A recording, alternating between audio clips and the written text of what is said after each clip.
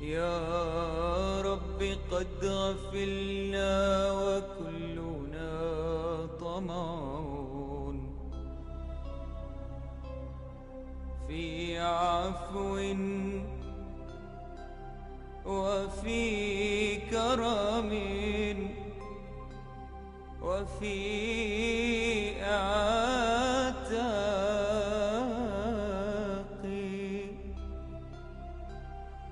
وجنة مع سيدي.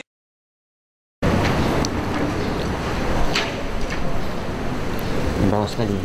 Bawah sekali.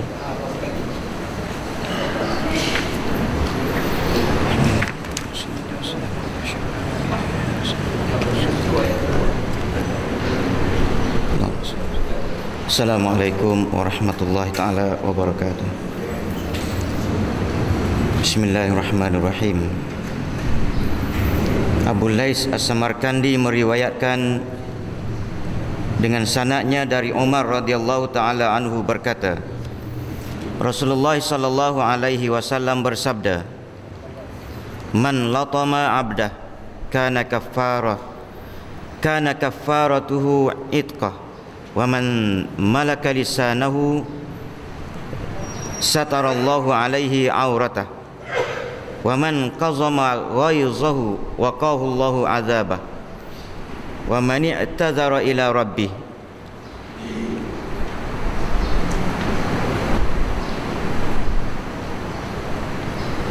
qibalallahu ma'ziratuh." Baik. Siapa yang menampar memukul hambanya, maka tebusan dosanya ialah memerdekakannya. Tak apa, yang ini tak ada kena-mengena sangat dengan kita. Dan siapa yang menjaga lidahnya, Allah Ta'ala akan tutup auratnya. Ya. Ini dalam bab menjaga lidah, lisan. Ya. Jadi siapa hak jaga lidah dia, maka Allah Ta'ala akan tutup aurat dia. Maksud di sini maknanya dia tahu dah, lidah yang kebanyakan orang guna ialah untuk nak membuka keaiban dan juga memfitnah orang. Ya. Jarang orang bila dia bercakap je benda baik. Ya. Kebanyakan manusia bila bercakap tak ada kerja nak cakap, maka dibukanya keaiban orang ataupun ditambah-tambah. Ya. Kadang-kadang daripada orang ni dia dengar macam ni, maka dia nak sedap cerita tu dia tambah. Tambahan dia itulah kadang-kala mendatangkan fitnah. Ya. Sebab itu kalau kita nak bercerita hal apa sekalipun mengenai orang ke, kita jangan tambah, jangan kurang. Maknanya ingat betul-betul apa sepatutnya aku cerita. Baik, dan siapa yang menahan marahnya, maka Allah Ta'ala akan menyelamatkannya daripada siksaannya. Jadi bab marah ni kita baru selesai sebelum ini. Dan siapa yang minta maaf kepada Allah, pasti Allah Ta'ala akan menerima. Qabila, ya, betul itu. Qabilallahu ma'ziratahu. Pasti Allah Ta'ala akan menerima permintaannya itu. Abu Lais As-Samarkandi meriwayatkan dengan sanadnya daripada Abu Hurairah radhiyallahu ta'ala anhu berkata, Rasulullah sallallahu alaihi wasallam bersabda, "Man kana yu'min billah wal yaumil akhir falyukrim jarahu wal yukrim dhaifah wal yakul khairan au liyaskut." Yang bermaksud, siapa yang beriman kepada Allah dan hari akhirat, maka haruslah dia menghormati tetamunya. Ini pun saya dah sentuh dah, ya.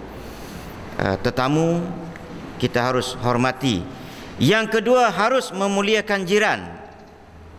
Ini pun dah banyak dah kita sentuh, ustaz-ustaz lain pun banyak sentuh. Dan hendaklah bercakap baik atau diam. Abu Lais As-Samarkandi meriwayatkan dengan sanadnya dari Ya'la berkata, kami masuk ke tempat Muhammad bin Sukah Az-Zahid, maka ia berkata, mahukah saya sampaikan kepadamu hadis yang mungkin berguna bagimu sebagaimana telah berguna bagi aku. Ya. Jadi Muhammad bin Sukah ni dia masuk dalam majlis. Dia tanya, nak ke tidak aku ceritakan kepada kamu satu hadis yang berguna bagi kamu, sebagaimana aku pun bila dengar hadis ni rasa ada terkesan, ada guna bagi aku. Semua hadis berguna, tetapi ada kalanya hadis tu berbentuk information, penjelasan, penerangan. Dia tak ada apalah membentuk diri. Tetapi ada hadis yang bersifat membentuk diri kita, ya. Itu yang dimaksudkan berguna bagi aku, ya. Atha bin Abi Rabah berkata kepadaku, hai kemenakanku ataupun hai anak saudaraku ke, orang-orang yang dahulu dari kamu itu tidak suka bercakap-cakap yang tidak perlu atau bukan kepentingan. Dia kata orang dulu-dulu ni dia tak suka bercakap benda yang tak perlu ataupun benda yang tak ada kepentingan. Dan mereka yang menganggap tiap percakapan yang tidak perlu itu sia-sia, kecuali kitabullah dan amal ma'ruf dan nahi munkar atau keperluan sehari-harian. Jadi dia kata di sini, apa jua yang kita bercakap tu, ya, selain daripada cerita tentang kitab Allah, hadis Nabi ke, ataupun amar ma'ruf nahi munkar, ataupun benda yang bersifat keperluan harian, bukan tak boleh cakap, ya. Maknanya kadang-kadang kita ni pegawai kerajaan ke, ataupun yalah tak pegawai kerajaan pun terlibat dengan persatuan ke, kadang-kadang kita meeting kita tak semestinya di pejabat. Kadang-kadang kita meeting di kedai kopi, ya, informal, tak resmi, cakap. Kadang-kadang boleh pegang, dibincang dalam di kedai kopi itu, perbincangan itu boleh dipakai, ya, boleh digunakan idea, ya, satu idea yang boleh digunakan. Kadang-kadang idea itu dilontar tengah-tengah borak kedai kopi, tak ada masalah, ya. Tetapi kata orang yang dimaksudkan di sini, yang dikatakan illa fima yakni, benda yang tak perlu tu, tuan-tuan boleh fikir sendiri. Kadang-kadang lepas kita borak tu rasa bersalah. Itu menunjukkan bahawa apa yang kita cakap tu tak perlu, ya. Cuma kita cakap tu kerana apa dia? Kerana nak menghabiskan masa, ya. Kemudian dia berkata, apakah kamu dapat membantah ayat wa inna alaikum lahafizin kiraman katibin, sesungguhnya padamu ada malaikat yang baik-baik tukang mencatat, ya.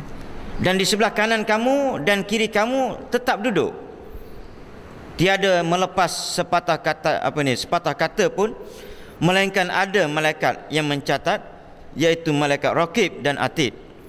Apakah tidak malu salah satu kamu bila dibuka lembaran amalnya, sedang kebanyakan isinya bukan urusan agama dan kepentingan dunia yang utama, bahkan hanya yang tidak penting semata-mata. Saya nak ulas sikit tentang ni je. Dia kata apa di ayat dia? Apakah tidak malu salah satu kamu bila dibuka lembaran amalnya, dibuka lembaran amalnya, sedang kebanyakan isinya bukan urusan agama atau kepentingan dunia, ya, yang utama, bahkan hanya yang tidak penting semata-mata. Baik, ada kalanya kita berasa macam urusan cari makan, ya. Kita rasakan benda urusan cari makan ni ialah cari makan, menega ke ataupun makan gaji. Kita rasakan benda ni tak ada kaitan dengan kehidupan kita dalam bab agama. Kita fikirkan bahawa ini adalah urusan dunia semata-mata, ya. Bila sebut akhirat ataupun urusan agama, apa dia? Kita duk bincang bab kitab, bab maknanya orang panggil hadis, ya. Kita duk fikir lagu tu lah. Sedangkan depan ni ada, depan nanti tapi lambat sikit lah, muka surat tak silap saya 511 sekitar tu lah, 511, 12 gitu.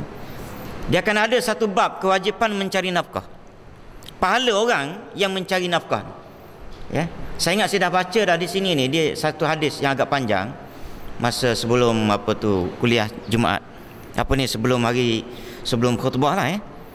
Satu hadis yang panjang, pahala orang yang mencari rezeki, ya, besar sebenarnya. Artinya di sini kalau kita setiap hari lepas ni nak pergi kerja ni, ya, bila pergi kerja maknanya adalah perbincangan, meeting ke apa dia, untuk nak membangunkan, nak developkan kita punya kerja kita, kerjaya kita ke, ataupun kita punya bisnes kita, ya. Syaratnya apa dia? niat kita pertama nak bagi makan anak bini. Itu urusan agama tu. Sebab saya sentuh ni sebab di sini dia ada sebut ni. Bukan urusan agama. Kadang-kadang kita pun duk mikir bukan urusan agama ni, cari makan tak ada kena-mengena. Itu yang kita akan belajarlah nanti. Jadi meeting apa sekalipun kita pergi daripada sini, rumah kita nak pergi kerja. Perjalanan itu kalau betul niat kita kerana nak cari makan untuk anak bini kita dan untuk akhirat kita. Ada sikit sebanyak duit lebih kita sedekah. Bantu orang yang miskin.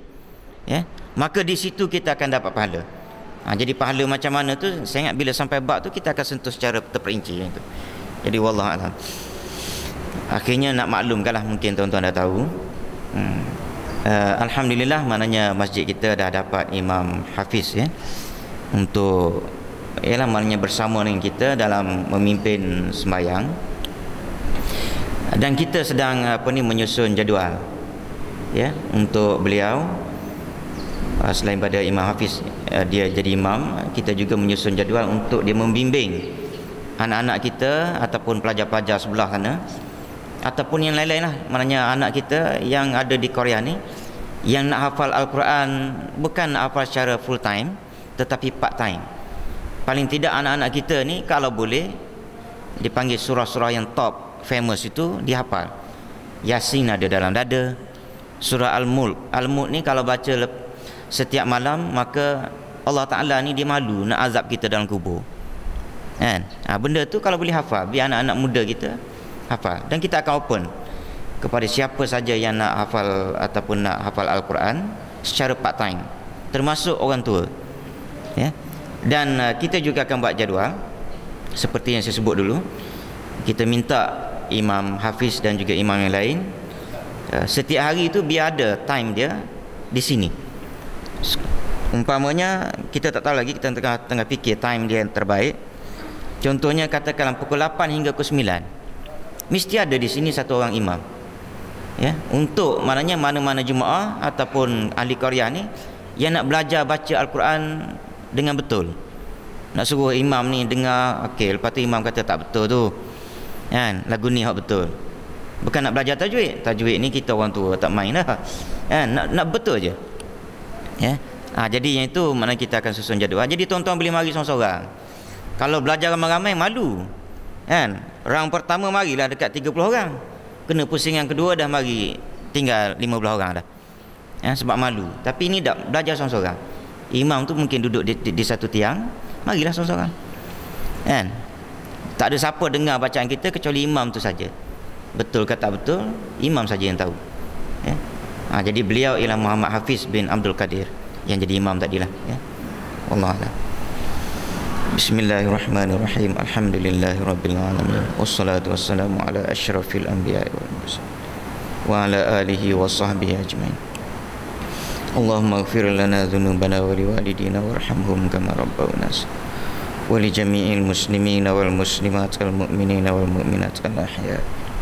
Allahumma ja'alna minal ladzina yastami'una al-qawla fayattabi'una ahsana. Sallallahu ala Muhammadin wa ala alihi wa sahbihi ajma'in. Alhamdulillah. Alhamdulillah.